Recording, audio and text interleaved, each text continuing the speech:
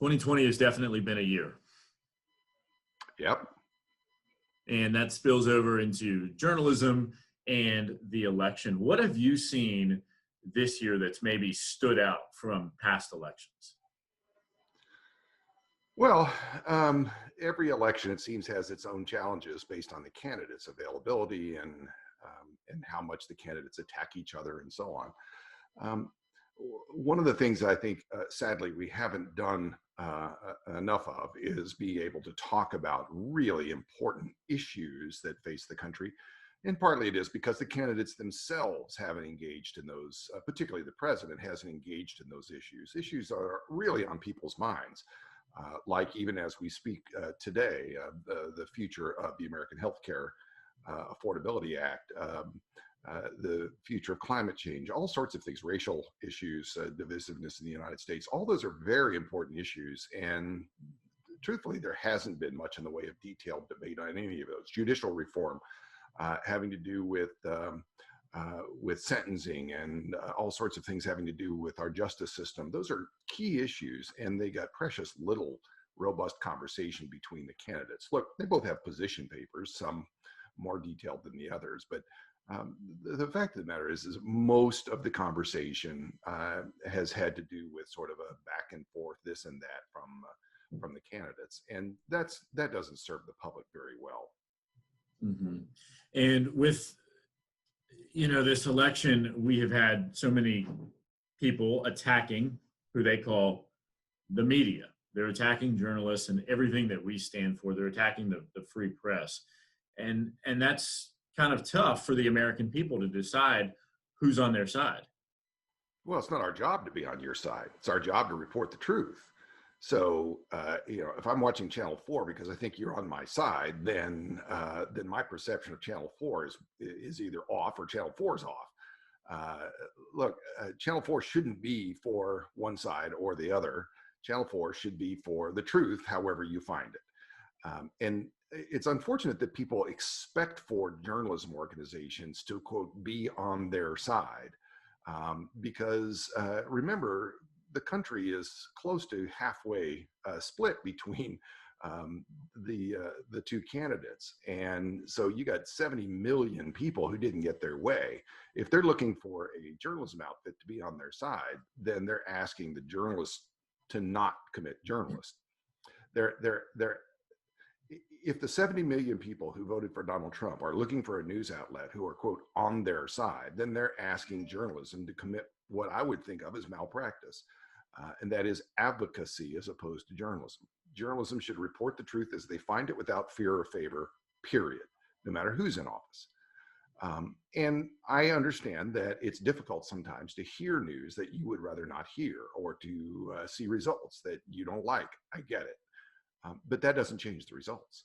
Mm-hmm. Al, tell me about all of this unrest when it comes to the media called the election. What's your take? Well, let's be as accurate as we can be. Journalists, let's be as accurate as we can be. Networks and the Associated Press all made projections about who is most likely to win once the data was there to be insurmountable. So far, zero of those projections have proven to be untrue, have proven to be false, none. There were, as far as I know, no mistakes either on the congressional level, the Senate level, or on the presidential level. None of them have proven to be wrong statistically. Now, if it turns out that there's something wrong with the count, that's a different issue. The projections are made based on the returns that came in, and they were slow, methodical, careful, and so far, true. And tell me about calling Joe Biden president-elect. I would, at this point, call him president-elect until or unless there is viable information that calls that into question. Here's the thing. There is a theory in advertising called primacy. And the whole idea is that we tend to believe what we hear or see first, rather than the evidence that we see or hear later. So when you call into question the legitimate probable election of Joe Biden, then it sticks with him, and it would stick with him for years. Oh yeah, there was something about that. How many of us exactly remember the issues that were involved in the 2000 race? We only remember there was something. And therein lies the problem. The problem is that it forever taints my perception of that president as being legitimate. And that's unfair, but it's also, I think, in this case, unnecessary. Look, if you wanted to, in the first few days, let's say, for example, that on Wednesday or Thursday, somebody had projected Joe Biden to be the next president, I would say, I'm not ready to use that phrase, president-elect. The data just doesn't support it, and there are too many questions, too many states outlying. What about Friday? Too early. Saturday? Okay, well, Saturday, you start to get a whole lot more data, and now it seems insurmountable. There's no real question about whether or not it's true. So to me, it makes a legitimate call to be able to say the president-elect or the president apparent or whatever you want to call them. I still think there's place for you to say that we're still waiting for the results to be confirmed in those places like Georgia, for example, where there's a recanvass going on, a recount going on. I think that's important to point out.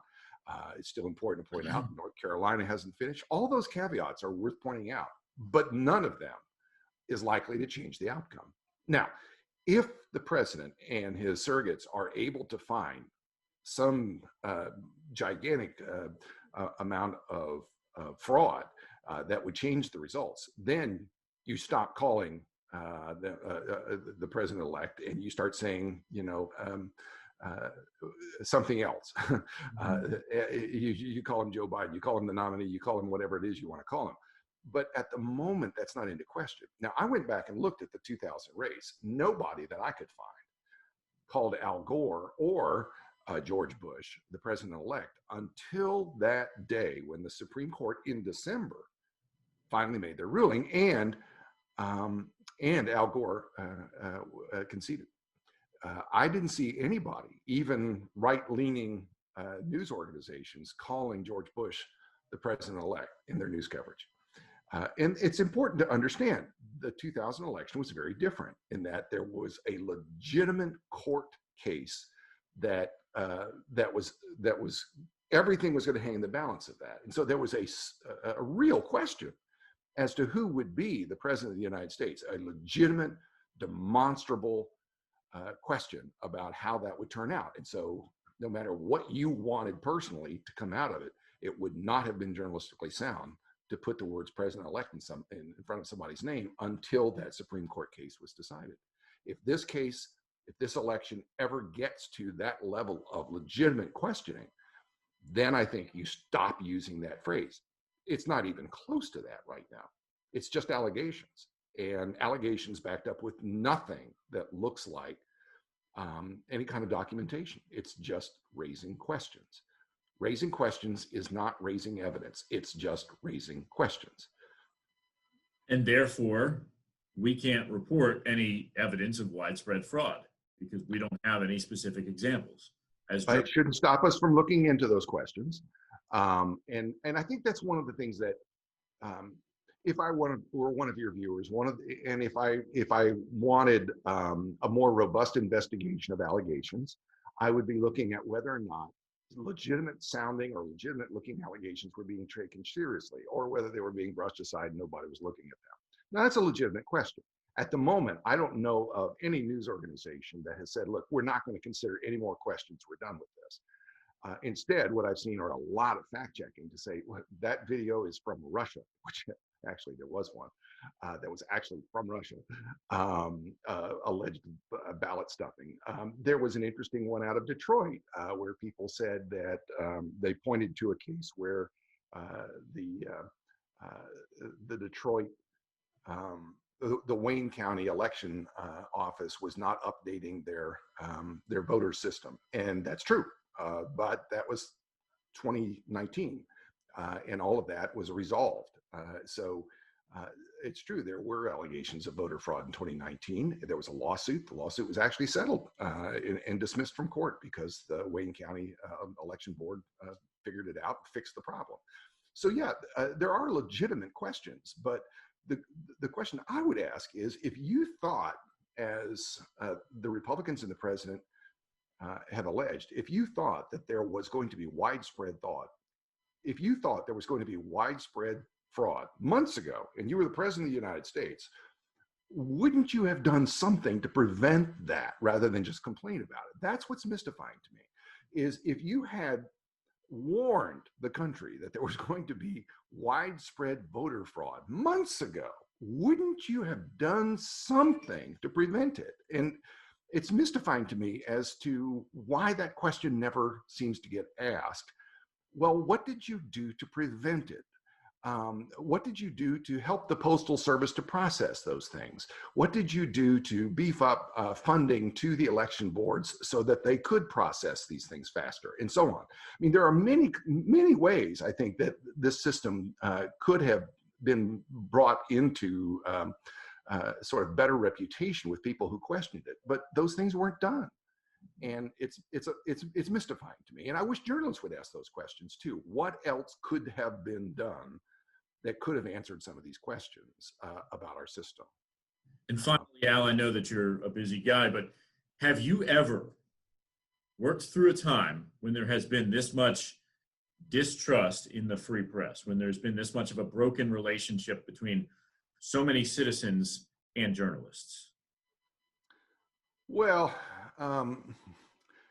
we tend to think that whatever time we're living in is the best of times or the worst of times, and we have to put things into some context. I'm a good little bit older than you are, so I've lived through a fair number of times when people have hated what I do for a living. They hated us for covering Richard Nixon. They hated us for covering civil rights. They hated us for covering, you name it, they've hated us for it. It's not a very popular, journalism is not terribly popular with people, but that's different than whether we're believed. The fact of the matter is people believe you, local media, more than they believe national media. And part of that is fed by the bifurcated kind of media that we have today, that's for sure. But the truth of the matter is that whether you believe journalists or not has a lot to do with what you want to believe and what you're open to believing. And one of the things I'm really concerned about, and something I think is worth us spending a little personal time and energy thinking about, is whether we're open to a truth that we don't believe today. Because if you're not open to a truth that you don't believe today, then there's no real reason for me to even have a conversation with you, because all you're looking for is to confirm what you already believe. I would say the same thing to journalists. Are you open to a truth that you do not currently hold? And if you're not, you're wasting your time, but you're wasting my time too. Look, we as journalists have made it difficult for people to change their minds. If a politician changed their mind, you would call them a flip-flopper, and that would keep them from ever changing their mind because they don't want to be painted with that and seen as weak. The moment at which you say, look, it's safe for you to change your mind when you're presented with better evidence, then what we do is celebrate some sort of intellectual honesty. We start celebrating the evolution of thought as a sign of intellectual thought. The people that I know who are most frightened to change their mind are the people who are least sure of what they believe. And I am concerned that we are getting to a point where dialogue and debate no longer change minds. When's the last time anybody on Twitter ever said the words, you know, you're right, I never thought of it that way? Nobody has ever written those words on Twitter. Why? Because the only reason people go there is to assert how right they are and how wrong you are. And that's not productive. We've got to break that cycle.